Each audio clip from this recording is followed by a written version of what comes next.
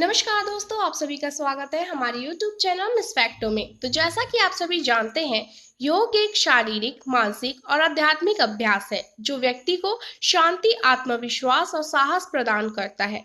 योग के माध्यम से हम कई गतिविधियों को बेहतर तरीके से कर पाते हैं। योग शब्द संस्कृत से लिया गया है, जिसका अर्थ है शामिल होना या एकजुट होना। योग के महत्व को समझते हुए आज पूरी दुनिया अंतर्राष्ट्रीय योग दिवस मना रही है। क्या आप जानते हैं कि 21 जून को ही अंतर्राष्ट्रीय योग दिवस क्यों मनाया जाता है? आइए जानते हैं ऐसे ही सवालों के जवाब और इस दिन से जुड़े कुछ इंटरेस्टिंग फैक्ट्स के बारे में, जिनके बारे में अब तक शायद ही आपने कभी कुछ सुना हो। भारत समेत दुनिया के कई देशों में 21 जून को अंतर्राष्ट्रीय योग दिवस मनाया जाता है।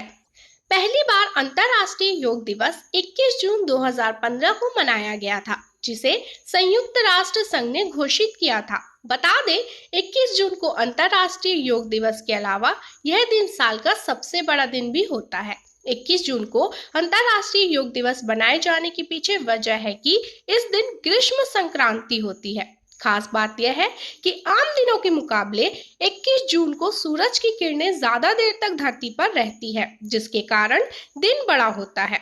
योग में इस घटना को संक्रमण काल कहते हैं। संक्रमण काल में योग करने से शरीर को बहुत फायदा मिलता है, इसलिए अंतर्राष्ट्रीय योग दिवस 21 जून को मनाया जाता है।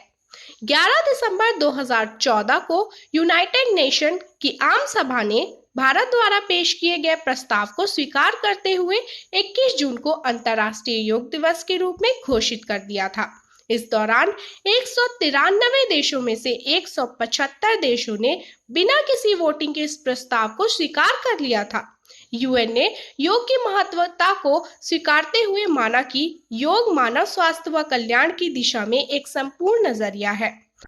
प्रधानमंत्री नरेंद्र मोदी द्वारा 14 सितंबर 2014 को पहली बार पेश किया गया यह प्रस्ताव 3 महीने से भी कम समय में यूएन की महासभा में पास हो गया था। जी हाँ, यूएन जनरल असेंबली में किसी भी प्रस्ताव को इतनी बड़ी संख्या में मिला समर्थन अपने आप में एक रिकॉर्ड बन गया।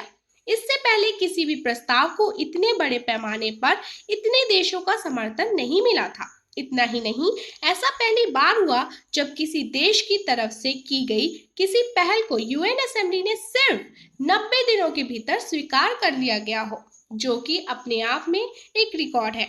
योग शब्द का शाब्दिक अर्थ जुड़ना या मिलना होता है, लेकिन यह बहुत विस्तृत विज्ञान है, क्योंकि इसके सभी कर्म और क्रियाएं मनुष्य को शारीरिक और आत्मिक रूप से पूर्ण योगी बनाती है। वेदांत के अनुसार आत्मा का परमात्मा से पूर्ण रूप से मिलना होना ही योग कहलाता है। जी हाँ, योगी कथाओं के अनुसार योग का पहला प्रसार शिव द्वारा उनके 7 शिष्यों के बीच किया गया था। कहते हैं कि इन 7 ऋषियों को ग्रीष्म संक्रांति के बाद आने वाली पहली पूर्णिमा के दिन योग की दीक्षा दी गई थी, जिसे शिव के अवतरण के तौर पर भी मानते हैं। इस दौर को दक्षिणयान के नाम से जाना जाता है। इस दौरान आध्यात्मिक साधना करने वाले लोगों को प्रकृति की तरफ से स्वतः सहयोग मिलता है।